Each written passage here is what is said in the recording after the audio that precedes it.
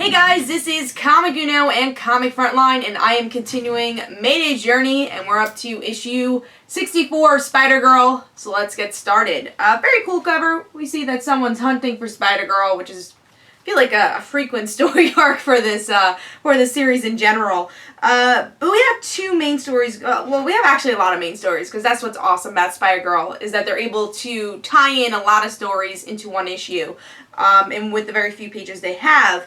But with this issue, you get to see that the two main stories is that we see that Spider-Girl's trusting too many people, and she has to figure out who kidnapped Dark Devil, who shot Normie, and why the hell Raptor and Kane are villains again. And throughout the whole issue, she's trying to figure this out, and again, she just feels like she's trusting way too many people, and she does find out that a person she trusts, because pretty much she trusted all the villains, Mr. Nobody is the one who kidnapped Dark Devil, and we'll find out if it's the same person that also shot Normie.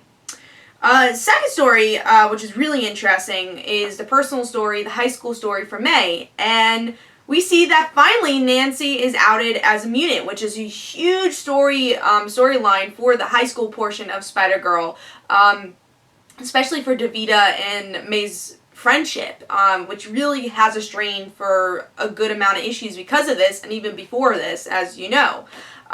So you see how people feel about mutants and feel about different people, and May feels very subconscious about this because obviously she's different and no one knows that. Even though that she's not a mutant, she's kind of similar to being a mutant. You know, they definitely tackle this subject a lot throughout the whole entire series, and you'll see this a little bit more in the Amazing Spider-Girl also.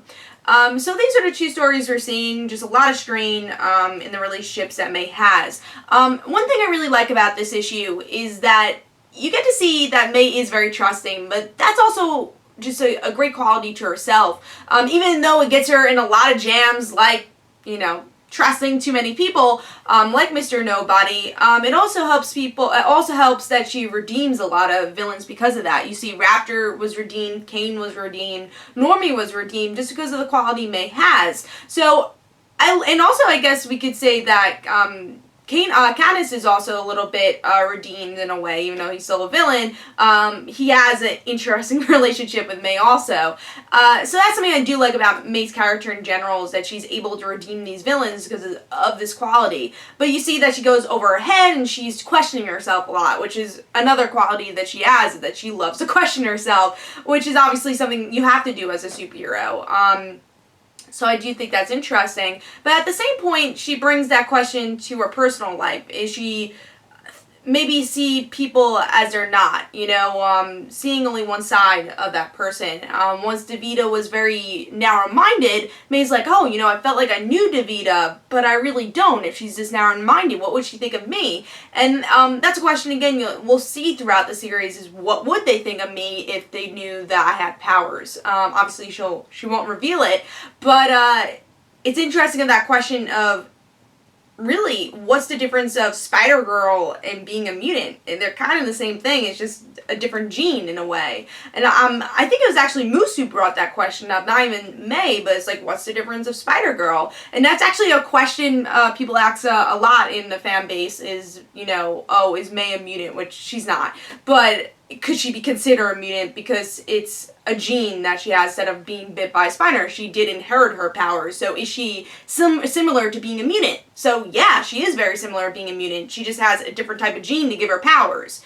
So I do think that's a very interesting question. But also just the friendship of Davida and May is a very interesting dynamic. Especially May just doesn't tell the truth to Davida and any of her friends. You know, people do find out throughout the series, but not a lot. And that's something that always bugged me about Spider-Girl, because I would love to see even more potential with Davida and Courtney if they did find out that she was Spider-Girl. There's over 100 issues and they never found out, even though Courtney was kind of getting a little close to finding out, but she handled the situation in a different way, which once we get to those issues I'll discuss. But I do think that dynamic is pretty interesting. And I think you see Davida have more of an open mind, but it wasn't really that she was narrow-minded here. That's just Davida's personality, is that she just got very angry because she was kicked off the team. I don't think she was very angry that Nancy was a mutant, and again, we'll see that as the series goes on, as more mutant questions come up. So really great issue. Again, just a lot to discuss here, just seeing May's personality, and I think there's a lot to flesh out with just the high school story here. And to see what happens to Dark Devil in the end. So hope you guys enjoyed. Of course, I'll review Spider-Girl again next week for another edition of Mayday's Journey.